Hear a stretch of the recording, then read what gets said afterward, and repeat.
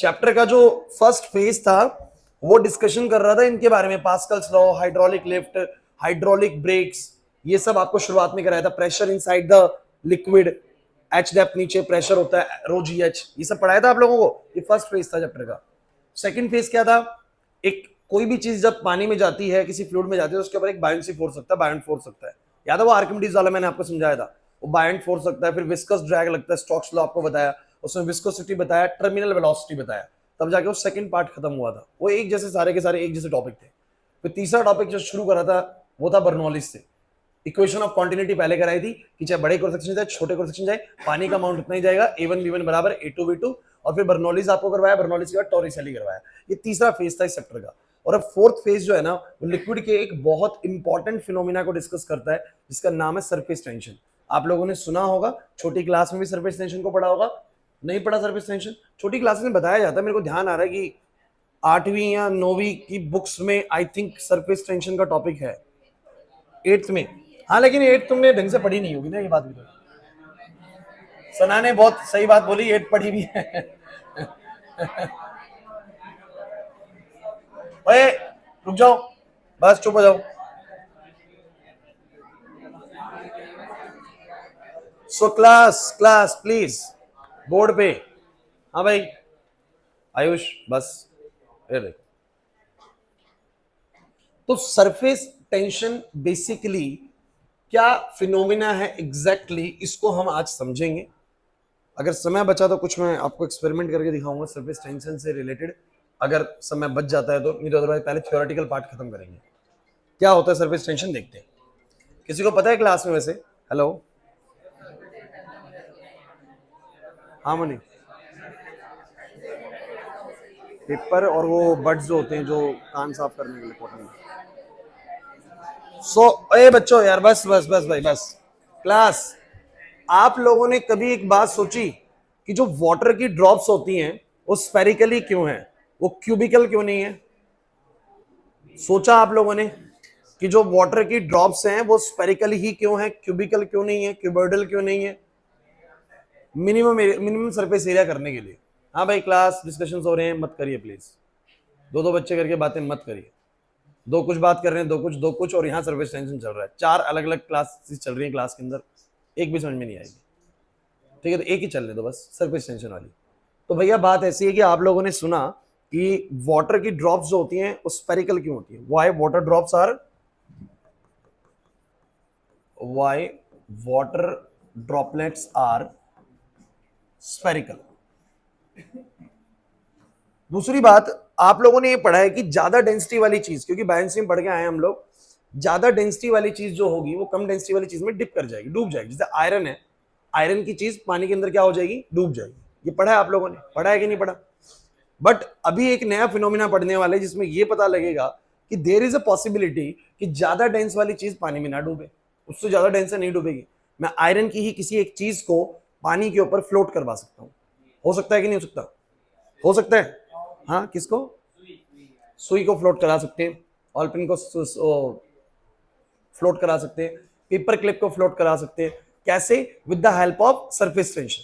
क्या होती है सरफेस टेंशन, डिस्कशन करेंगे, चिंता की बात नहीं है। लेकिन अभी आप बस सुनिए। आप लोगों ने कभी कभी ये भी देखा होगा कि पानी के सरफेस पे ना कुछ, मतलब बहुत ही छोटे कीट पतंगे जो होते हैं, मच्छर हो सकता है या कोई छोटा मोटा कीड़ा हो सकता है, वो उसके सरफेस पे बैठा होता है और वो डूब नहीं रहा होता। कभी नहीं ऐसा मतलब देखा आप लोगों ने? मैं इसका कुछ आपको दिखा भी सकता हूं, अगर मैं इसके, अगर आप पिक्चर्स देखेंगे तो देखिएगा। आप लोगों को कुछ पिक्चर्स दिखाता हूं। ओए, शोर नहीं करना है भाई।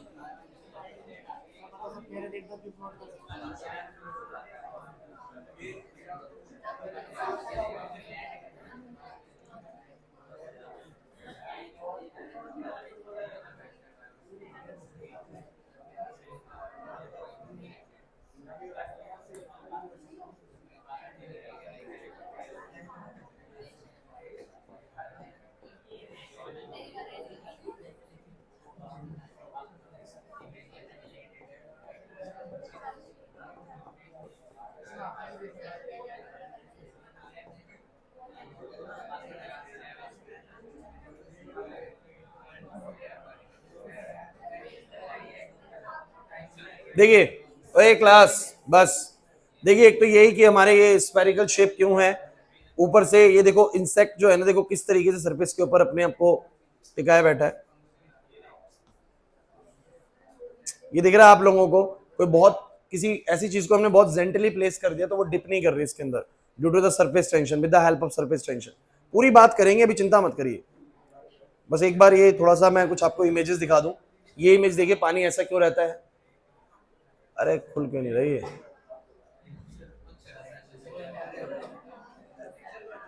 नेट नहीं चल रहा सही से। तो ये देखो, आपको दिख रहा होगा कि ये पानी की सतह पर ना अपने आप को ऐसे टिकाए बैठा है, लेकिन ये डूब नहीं रहा, इसके पैर अंदर डूब नहीं रहे। देखो पानी ने ऐसा कुछ कर्व सा बना लिया है और ये डिप नहीं कर रहा इसके अंदर।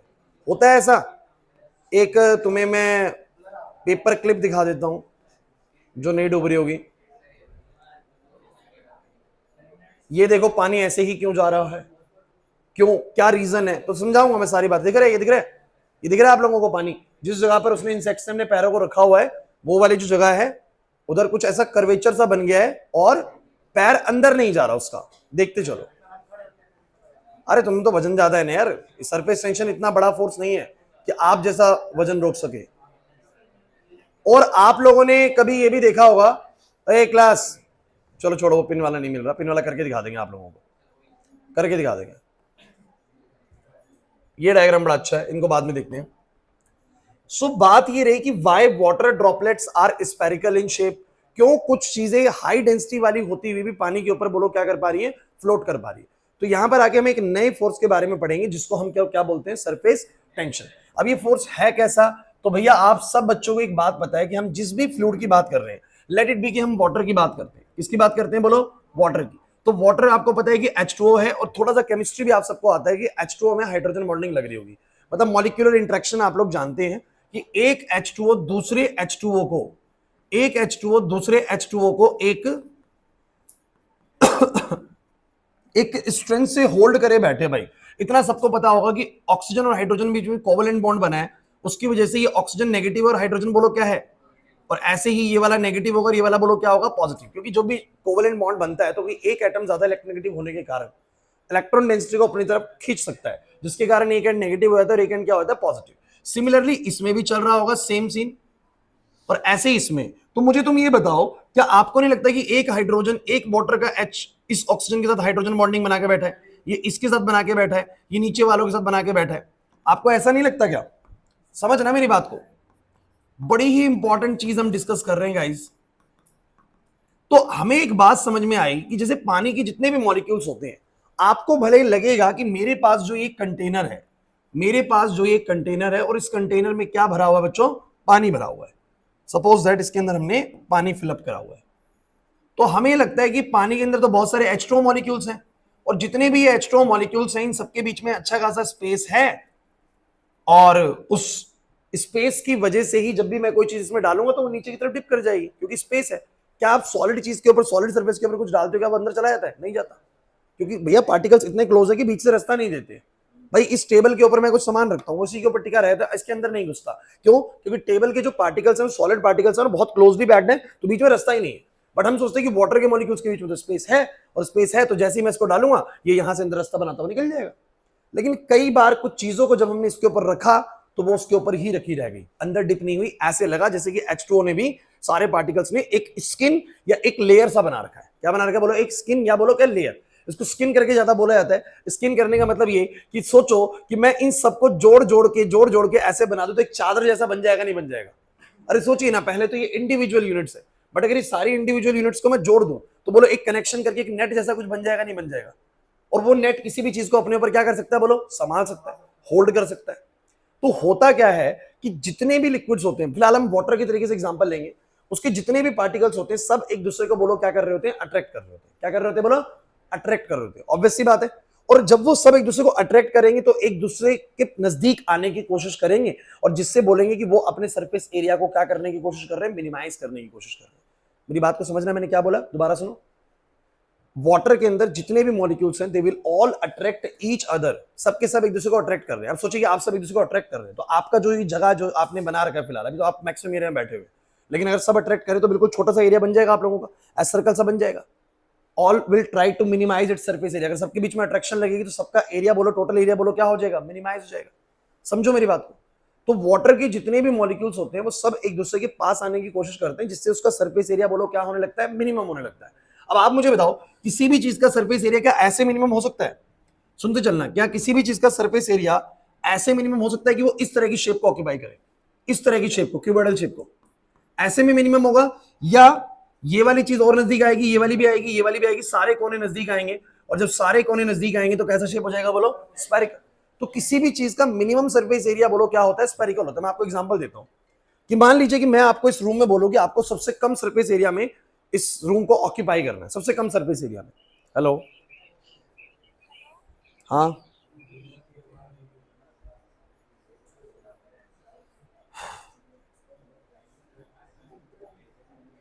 हाँ,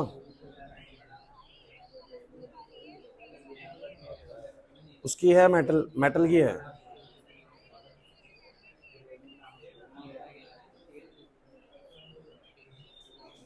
मेटल है तो लिया, लिया लिया। सो क्लास मेरी बात को समझिए। अगर मान लीजिए कि मैं आपको बोलूं कि इस रूम में सबसे कम एरिया करना है, या इसका एग्जांपल ले लीजिए कि इस रूम में कोई खतरनाक सी चीज आ गई, सांप आ गया, सपोज दैट। आप सब बेसिकली डर की वजह से इकट्ठा होना शुरू हो जाएंगे एक कोने में, और जब आप सब मान लीजिए कि इकट्ठे होंगे तो वो क्या शेप अपने आप लेगा, आप मुझे बताइए। सारे के सारे लोग जब इकट्ठे होंगे तो कैसी शेप लेगा, स्फेरिकल। स्पेरिकली कोई अगर यहां पर होगा तो वो ऐसे करके नजदीक आएगा, यहां होगा तो ऐसे नजदीक आएगा, और ऑटोमेटिकली जो शेप बनेगा वो सर्कल जैसा बनेगा, ग्राउंड लेवल पर सर्कल जैसा बनेगा। अगर पूरा 3D स्पेस में देखा जाएगा तो बोलो कैसा बनेगा, स्पेरिकल बनेगा। जब भी चीजों को बोला जाएगा कि भैया एक जगह पर इकट्ठे हो जाए तो वो शेप अपने आप कैसा बन जाएगा, स्पेरिकल। तो किसी भी चीज का शेप वाइज अगर मिनिमम एरिया देखा जाए तो कब होता है बोलो, जब वो क्या होता है, स्पेरिकल होता है। तो वाटर की ड्रॉप्स स्पेरिकल क्यों शेप ले लेती हैं? बिकॉज सारे वाटर मॉलिक्यूल्स जो होते होंगे सब एक दूसरे को अट्रैक्ट करते होंगे, और जब अट्रैक्ट करते होंगे, नजदीक आते होंगे, तो चारों तरफ से कैसा शेप तैयार होता होगा बोलो, स्पेरिकल शेप तैयार होता होगा। ऐसे ही कुछ होता होगा। नहीं है मेरी बात समझिए, ये किस कारण से बोलो, सरफेस टेंशन। मैं इसका एक बहुत सिंपल सा उदाहरण देता हूँ। क्या हुआ वीडियो, एक सिंपल सा उदाहरण देता हूँ। आप, मैं इस बात को कैसे प्रूव करूं कि वाटर के जो पार्टिकल्स होते हैं ना वो एक दूसरे को अट्रैक्ट कर रहे होते हैं, और always always they try to minimize its surface area. इस बात को प्रूव कर रहे हैं, बहुत सिंपल सा उदाहरण है। आप जिस समय दिन में नहाते हैं तो नहाने के बाद जो आपके बाल होते हैं, आपने बालों को एक्सपीरियंस करके देखिए कि बाल आपके कैसे हो जाते हैं नहाने के बाद। आपको नहीं लगता कि आपके बाल थोड़े नजदीक नजदीक आ गए और आपके बालों की डेंसिटी कम लग रही है आप लोगों को? अभी तो नहीं लग रही है, अभी तो सबके बाल बहुत सही है, अभी तो एज 16-17 साल है। थोड़ा 30 के एज में आ जाओगे हमारी वाली एज में तो थोड़े बाल टूटने लग जाते हैं और हेयर फॉल स्टार्ट हो जाता है, जेंट्स को करके खास करके। तो आपको पता लगेगा कि बालों की डेंसिटी कम लगती है नहाने के बाद। समझो मेरी बात। गर्ल्स खास करके समझ सकते हैं कि आपके बाल बड़े हैं, जिसमें बाल गीले होते हैं तो ये सब इकट्ठे होकर बिल्कुल ऐसे हो जाते होंगे। होता है ऐसा। अब ऐसा क्यों हो रहा है सोचो, क्योंकि हर एक हेयर पे बोलो क्या लगा हुआ है, बोलो भाई, बोलो क्या लगा हुआ है इन पे, इन सब पे पानी है, इन सब पे बोलो क्या है, पानी है। और water molecules always try to minimize, water molecule always try to minimize its surface area. तो ये सब एक दूसरे के पास आने की कोशिश करते हैं, और जब ये पास आने की कोशिश करते हैं तो बाल ऐसे इकट्ठे हो जाते हैं, जिसकी वजह से 100 बाल होंगे तो वो एक साथ करके ऐसे एक पतली सी मतलब एक हेयर लाइनिंग बना लेंगे। बोलो होगा कि नहीं होगा, जिससे आपके बालों की डेंसिटी कम लगेगी। तो आप लोग क्या करते हो फिर, ऐसे में आप बालों से पानी को हटाने की कोशिश करते हो ताकि बाल घने घने से लगे। तो क्या करेंगी गर्ल्स, या तो उसको टॉवल से करेंगी, ऐसे ही होगा, या फिर क्या करोगे, ड्रायर यूज करोगे। इससे क्या होगा कि बालों से वो जो वाटर है वो क्या हो जाएगा, वाटर ड्रॉप चले जाएंगे, जिसकी वजह से वो जो अपना सरफेस एरिया मिनिमाइज कर रहे हैं वो भी क्या हो जाएगा, खत्म हो जाएगा। तो जैसे ही बाल सूख जाते हैं उसके बाद बालों की डेंसिटी बोलो क्या लगने लगती है, ज्यादा लगने लगती है। अरे समझ आ रहा है कि नहीं आ रहा? तो ये सारा कॉन्सेप्ट किसकी वजह से बोलो, सरफेस टेंशन। और ये बहुत रियलिस्टिक एग्जांपल है कि वाटर क्या करने की कोशिश करता है, अपना सरफेस एरिया मिनिमाइज करने की कोशिश करता है। इसीलिए अब नहाने वाला एग्जांपल समझ में आ गया ना आप लोगों को। अब अब बाल बिल्कुल कटवा रखे, गंजा है भैया तो कैसे आएंगे, फिर नहीं हो सकता। लेकिन अगर बाल हैं ठीक ठाक लेंथ के तो वो सब पास आने की कोशिश करेंगे, और क्या होगा बताओ जरा, सरफेस एरिया मिनिमम होगा। ये सरफेस टेंशन का एक बेस्ट एग्जांपल है।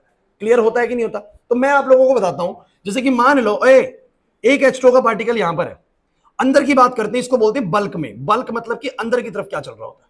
तो इस पार्टिकल को इसके चारों तरफ के पार्टिकल्स अट्रैक्ट कर रहे होते हैं। कहने का मतलब ये,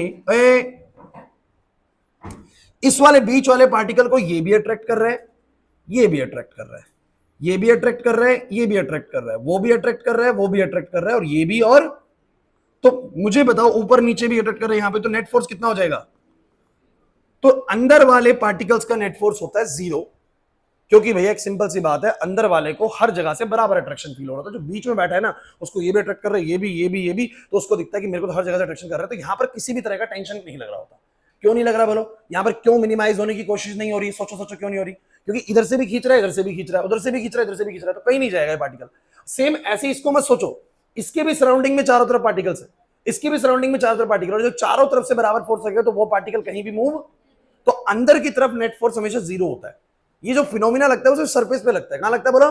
क्योंकि सरफेस में आपको बताता हूं, सरफेस पे आप ऐसे समझे कि एक पानी का पार्टिकल ये रहा, एक पानी का पार्टिकल ये रहा, और एक ये रहा, और एक ये रहा, एक ये रहा, और एक ये रहा। ऊपर तो है नहीं, ऊपर तो, अब आप समझ गए होंगे कुछ बच्चे की क्या बोलना चाह रहे हैं सर। नीचे की तरफ लगेगा, इधर की तरफ लगेगा, इधर की तरफ लगेगा, इधर की तरफ लगेगा, इधर की तरफ लगेगा, क्या होगा जरा बताओ? ये वाला पार्टिकल अपने ऊपर नेट फोर्स महसूस करेगा अंदर की तरफ। कहां की तरफ बोलो? अंदर की तरफ नेट फोर्स महसूस करेगा कि नहीं करेगा? मुझे बताओ जरा फटाफट से। ये कौन सा पार्टिकल है बोलो? सरफेस पार्टिकल है। कौन सा पार्टिकल है? तो मैं आपको बता दूं कि वाटर के किसी भी फ्लूइड के सरफेस पे मौजूद जो पार्टिकल्स होते हैं वो ऐसा महसूस कर रहे होते हैं कि जैसे कोई उनको अंदर की तरफ खींच रहा है, अंदर की तरफ एक अट्रैक्शन लग रही होती है जो खींच रहा होता है, जिसकी वजह से उसका एरिया बोलो क्या होने की कोशिश करता है? बोलो मिनिमाइज होने की कोशिश कर रहा होता है। समझो मेरी बात को। लेकिन बल्क वाले पार्टिकल्स के साथ ऐसा नहीं होता। तो ये जो खिंचाव लग रहा है, किस चीज का खिंचाव? दोबारा समझो, इसको खिंचाव की तरीके से समझेंगे। ये जो खिंचाव लग रहा है आशीष, जो ये खिंचाव लग रहा है कि पार्टिकल्स नजदीक आ जाएं, ये खिंचाव सरफेस पे है या बल्क में है?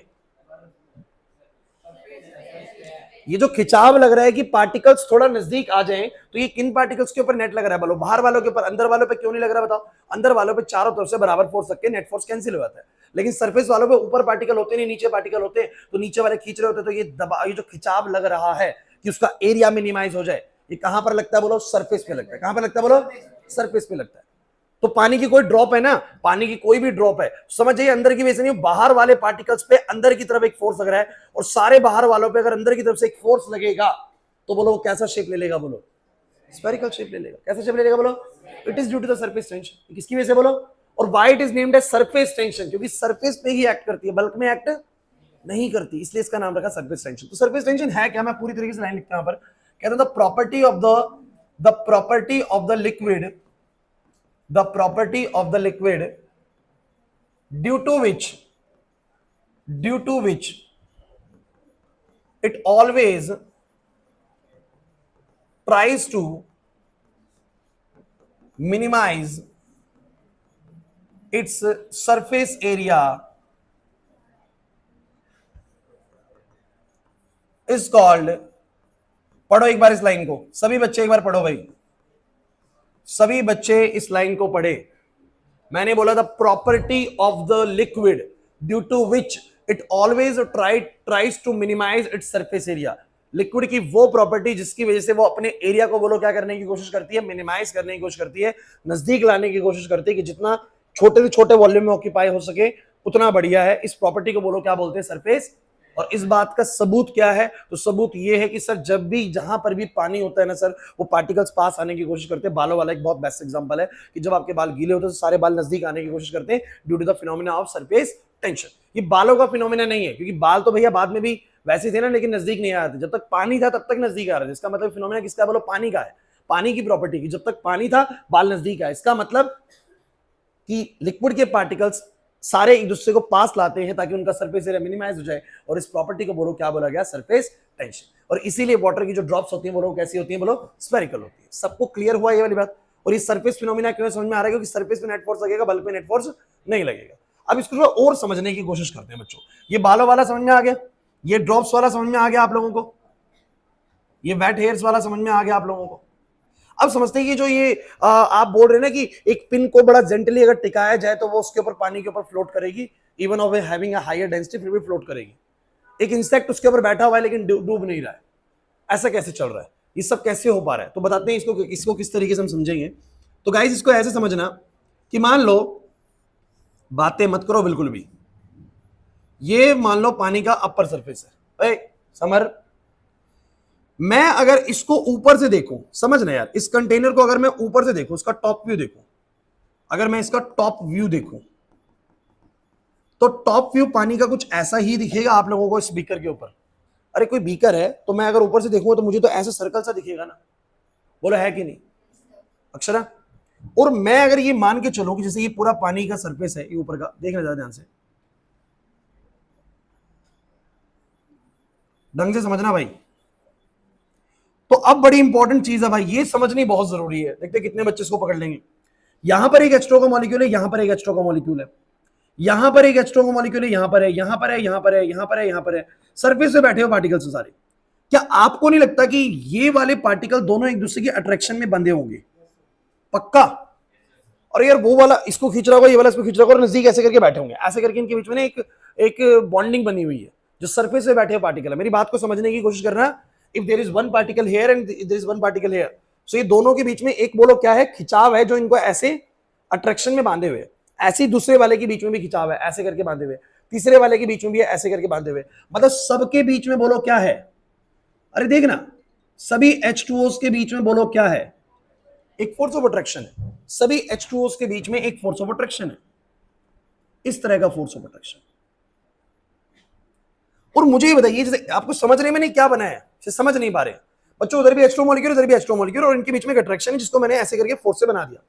अब अगर आपने इसके ऊपर किसी चीज को बड़ा जेंटली रख दिया, किसी चीज को बड़ा जेंटली रख दिया, ऐसे करके किसी उसको रख दिया, सुई को रख दिया, किसी ऑल पिन को रख दिया, आपने बड़ा जेंटली इसके ऊपर प्लेस कर दिया, तो आप मुझे बताइए जो इनके बीच की अट्रैक्शन है, या तो वो उसको होल्ड कर जाएगी, या अगर वजन ज्यादा हुआ तो बोलो क्या हो जाएगी, ये ब्रेक हो जाएगी और वो क्या कर जाएगी, डिप कर जाएगी। समझने की कोशिश करना, बहुत सिंपल कॉन्सेप्ट है, कुछ भी ज्यादा इसमें रॉकेट साइंस नहीं है, बहुत सिंपल सी चीज है कि सरफेस पे मौजूद पार्टिकल्स के बीच में ऐसे एक अट्रैक्शन बना हुआ है। जैसे एक चादर सी एक स्किन बना लेते हैं, हमें दिख नहीं रही लेकिन वो एक स्किन बना रहे हैं। मैं इसका एक और उदाहरण तुम्हें देता हूं कि नजदीक आने की कोशिश कर रहे हैं। आप सबने चाय जिस समय गर्म थी, आप मुझे बताइए जब चाय गर्म होने के बाद थोड़ी सी ठंडी हुई तो उसके सरफेस पे एक मलाई जम गई, हुआ? दूध में मलाई जम गई, सोचो क्यों जम गई? क्योंकि पार्टिकल सरफेस के कहां एक दूसरे के क्या आने की कोशिश कर रहे थे, पास।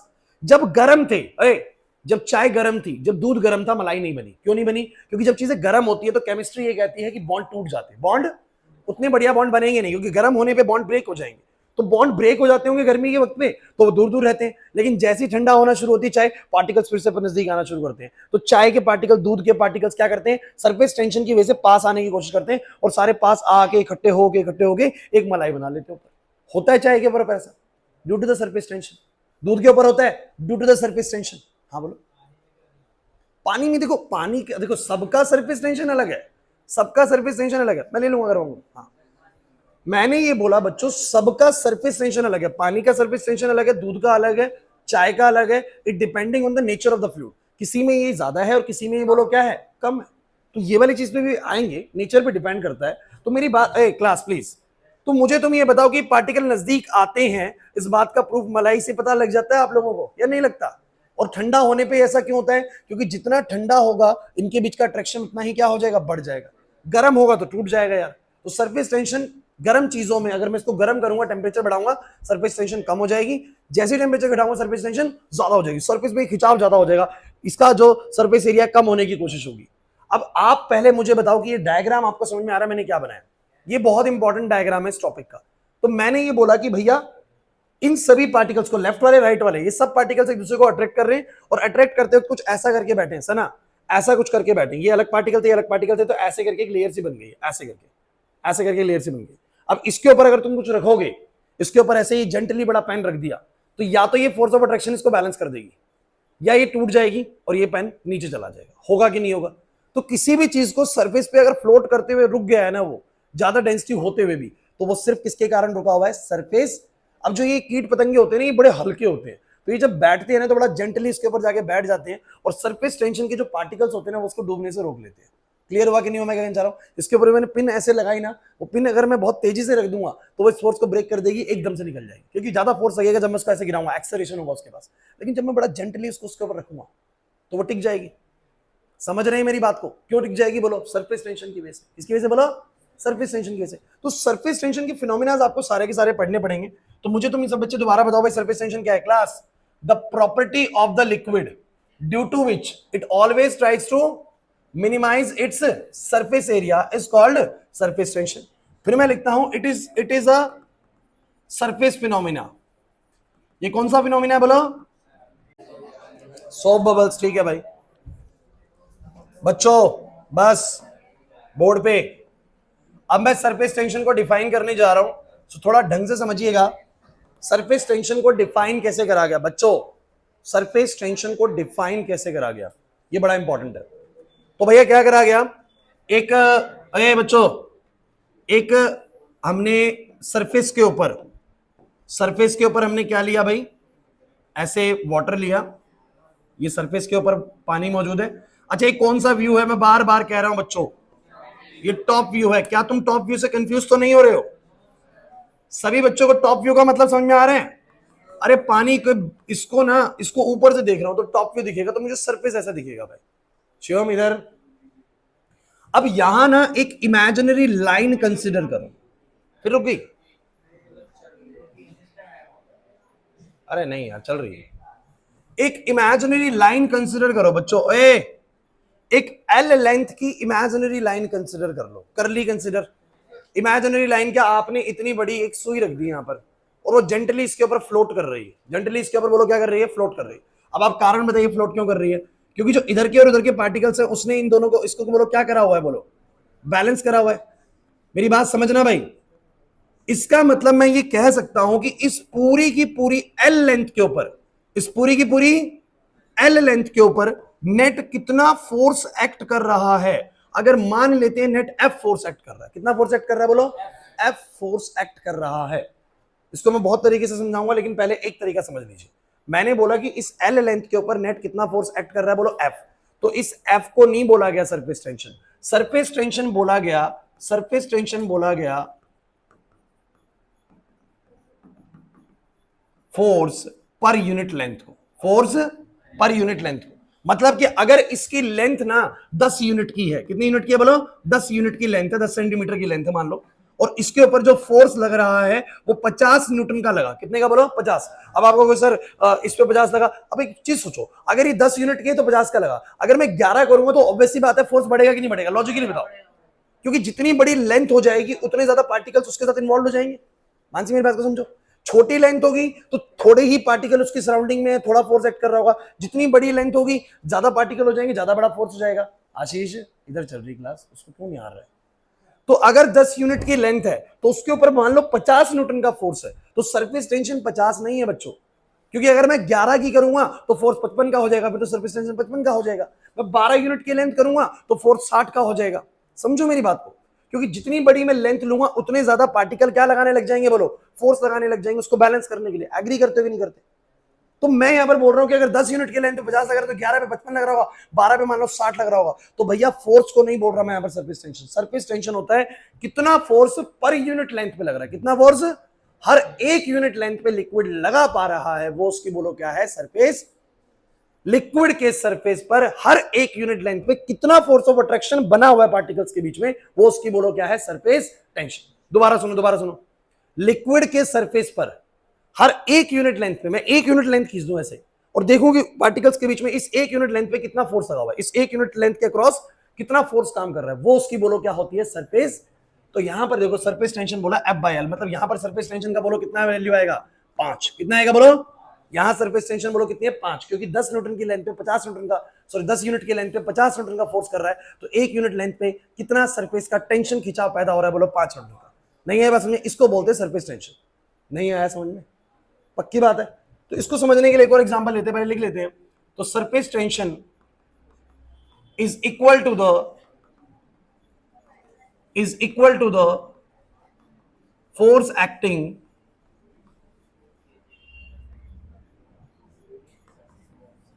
per unit length of an imaginary line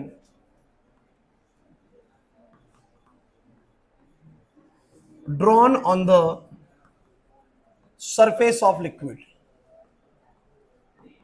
बच्चों एक बार इसको पढ़ो और मुझे बताओ कि तुम्हें समझ में आई कि नहीं आई ये वाली लाइन। नहीं आई दोबारा बताऊंगा, लेकिन आनी बहुत जरूरी है भाई। सुनते चलो और बताओ कि क्लियर है कि नहीं। क्लास सभी बच्चे यूनिट बोलो सरफेस टेंशन की क्या बनेगी? अभी तुम लोगों का जो फर्स्ट टर्म का पेपर हुआ ना, सीबीएसई वालों ने ना तुम लोगों को एक surface tension related dimensional analysis दे दी तुम लोगों को। मैंने देखा सरफेस टेंशन से रिलेटेड डायमेंशनल डिडक्शन दिया था तुम लोगों को, डायमेंशनल फॉर्मूला बनाना था।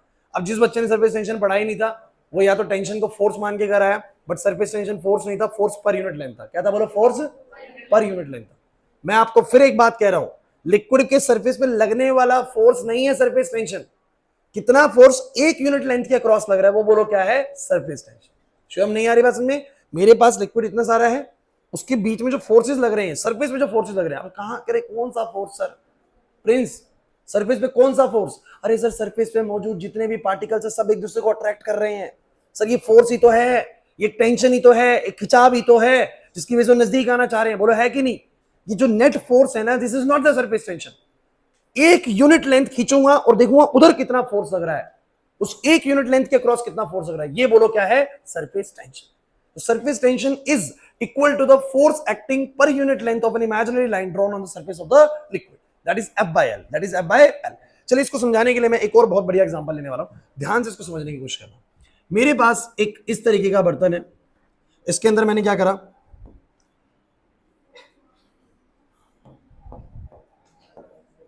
एक्सपेरिमेंट तो नेक्स्ट में हो पाएंगे कोई नहीं, लेकिन आप लोग आज समझ लीजिए।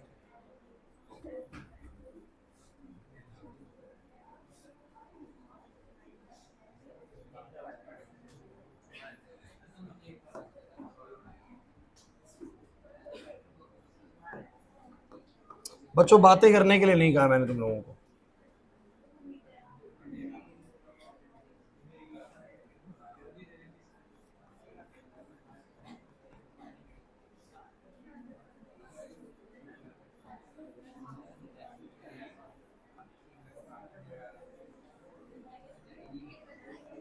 आइए आइए, बहुत ही इंपॉर्टेंट और बहुत ही बढ़िया चीज सिखाने वाला हूं, ढंग से सुनिएगा।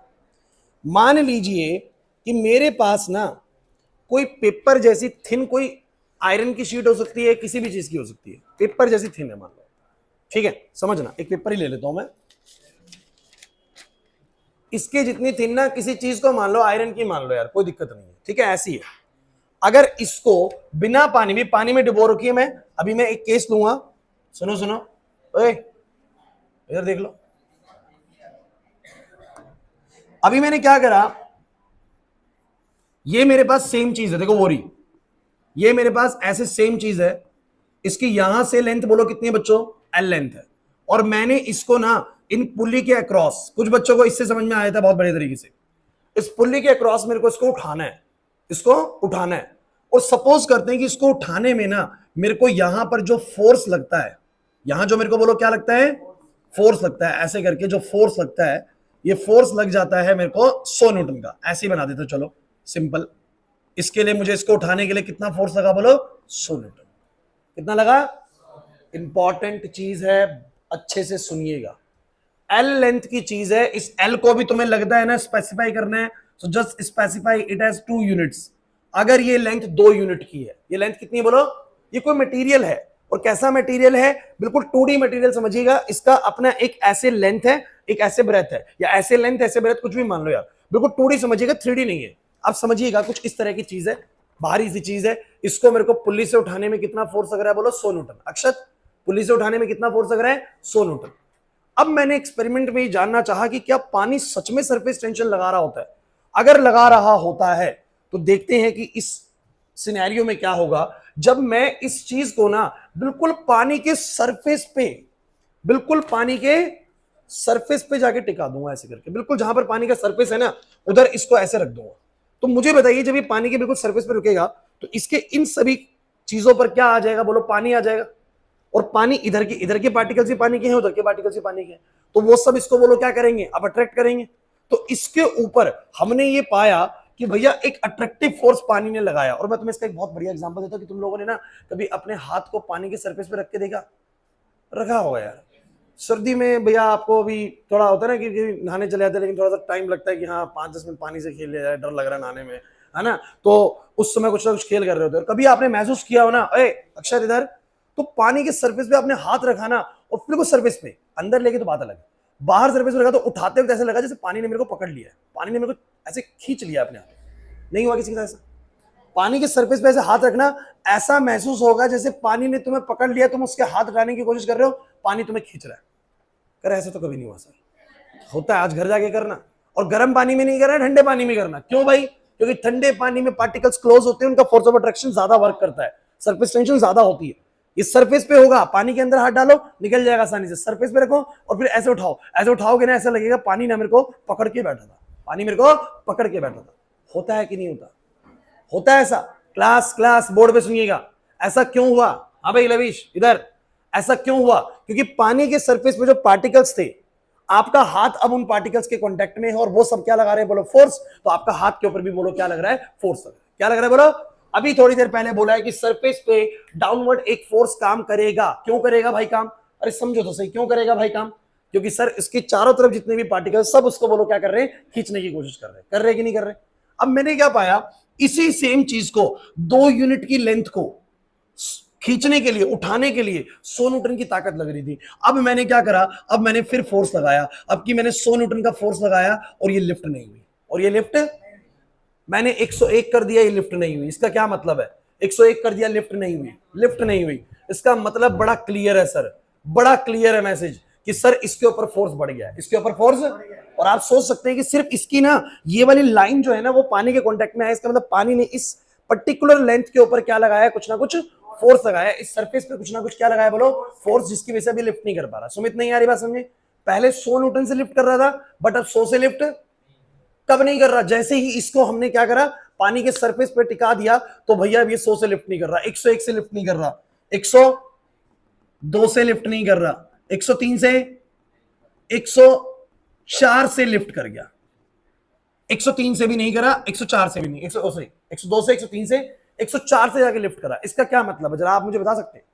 अगर पहले वो 100 से लिफ्ट हो रहा था और ये 100 से लिफ्ट नहीं हुआ, अब 104 करने पे लिफ्ट हुआ, मतलब 103.99 पर भी लिफ्ट नहीं हो रहा था, 104 करते ही लिफ्ट हो गया। इसका मतलब तुम मुझे बताओ, इस पानी ने इसके ऊपर नेट कितना फोर्स लगाया?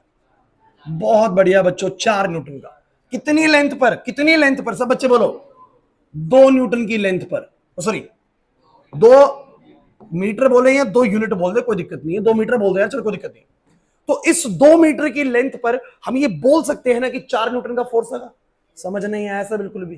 पहले वो 100 न्यूटन से उठ जा रहा था, हाँ भाई शिवम, पहले 100 न्यूटन से उठ जा रहा था, अब वही चीज जैसे ही पानी के सरफेस पर टिकाई, जैसे ही ये चीज पानी के सरफेस पर टिकाई, अब ये 100 से नहीं उठ रही, 101 से नहीं उठ रही, 102 से नहीं उठ रही। एक बात तो क्लियर होगी, पानी ने इसके ऊपर फोर्स लगा दिया, पानी ने इसके ऊपर, और सिर्फ इतनी लेंथ के ऊपर ही फोर्स लगा, इतनी लेंथ के ऊपर। क्लियर हो रहा है कि नहीं हो रहा? 103 से भी नहीं उठी, 103.99 से भी नहीं उठी, 104 से उठ गई, 104 से उठ गई। इसका मतलब पानी ने कितना एक्स्ट्रा फोर्स लगाया? 4 न्यूटन का। तो हमने बोला कि पानी ने इस L 2 मीटर की लेंथ के ऊपर 4 न्यूटन का फोर्स लगाया। तो ये 4 Newton is not the surface tension on this surface, surface tension is actually 2 newton per metre, 2 Newton. क्योंकि सरफेस टेंशन क्या होता है? क्या नेट फोर्स होता है? नहीं sir, force acting per unit length, force acting. अगर तुम इसी चीज को 3 यूनिट लंबा लेके जाते ना, 3 यूनिट लंबा, तो फोर्स 4 नहीं लग रहा होता, कितना लग रहा होता? 6 लग रहा होता। कितना लग रहा था बोलो?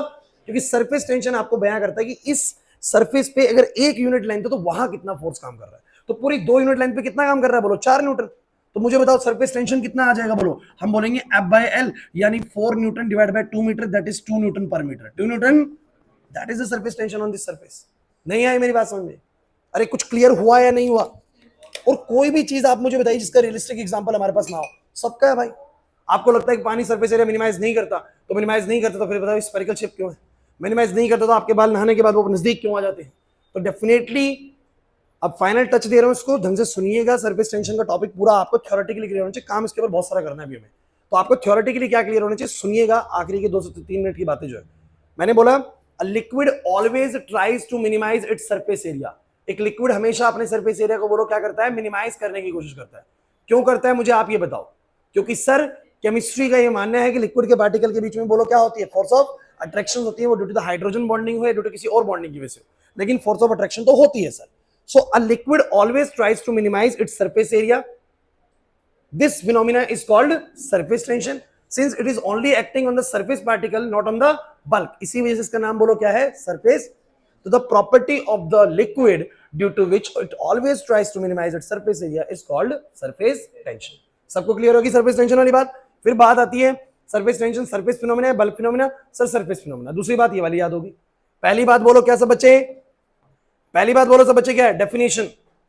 वो याद है सर, वो प्रॉपर्टी लिक्विड की जिसकी वजह से लिक्विड अपने सरफेस एरिया को हमेशा क्या करने की कोशिश करता है, मिनिमाइज करने की कोशिश करता है। इस फिनोमिना को बोलो क्या बोलते हैं, सरफेस टेंशन। को बोले नहाने का बाल नजदीक क्यों आए थे, सरफेस टेंशन। क्यों मलाई जम जाती है, सरफेस टेंशन। समझ में आ रहा है कि नहीं आ रहा? क्यों ये कीट पतंगे सरफेस के ऊपर ऐसे टिके हुए हैं, तो कहेंगे सरफेस टेंशन, जो पार्टिकल्स अट्रैक्ट कर रहे हैं ना वो उसको नीचे जाने नहीं दे रहे। उनका एक स्किन बना हुआ है, एक लेयर, एक ऐसा अट्रैक्शन बना हुआ है कि वो उसको नीचे जाने नहीं दे रहे, due to the surface tension. All pin क्यों नहीं डूब रही, सरफेस टेंशन। तो पहला आपको मतलब समझ में आना चाहिए कि सरफेस टेंशन कैसे काम कर रहा है, क्योंकि सारे पार्टिकल नजदीक आने की कोशिश करो, नजदीक आने की वजह से एक एक फोर्स बन गया उनके बीच में, और कोई भी चीज अगर उसके ऊपर से आएगी तो या तो उसको ब्रेक करके निकल जाएगी या उसके ऊपर टिक जाएगी। अगर टिक गई है तो सरफेस टेंशन ने उसको बचा लिया है। समझ आ रहा है कि नहीं आ रहा? नहीं आया समझ में? पक्की बात है। तो ये कुछ इस तरीके से काम करता है। सो सरफेस टेंशन का डेफिनेशन समझ में आना चाहिए, उसके एग्जांपल्स आपको रिलेट होने चाहिए। सरफेस फिनोमिना बल्क फिनोमिना नहीं है, ये वाली बात क्लियर होनी चाहिए। और मोस्ट इंपॉर्टेंट चीज, ये एग्जांपल सारे क्लियर हो गए ना आप लोगों को? मोस्ट इंपॉर्टेंट चीज की सरफेस टेंशन को डिफाइन कैसे करा गया, तो कहा गया कि लिक्विड के सरफेस पर जितना भी फोर्स है वो सरफेस टेंशन नहीं होता भाई।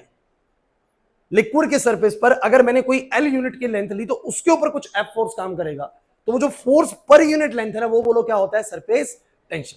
And to understand this we take an example कि हमने किसी एक ऐसी चीज को जिसकी 2 यूनिट की लेंथ है ना और कुछ ऐसे बना हुआ है, उसको 100 न्यूटन से उठा दिया था, लेकिन जैसे उसको पानी के सरफेस पे टिकाया वो 100 से नहीं उठा, 4 से उठा। इसका मतलब पानी के सरफेस ने उसके ऊपर कितना फोर्स लगाया, 4 न्यूटन का। कितनी लेंथ के ऊपर, 2 यूनिट की लेंथ पे।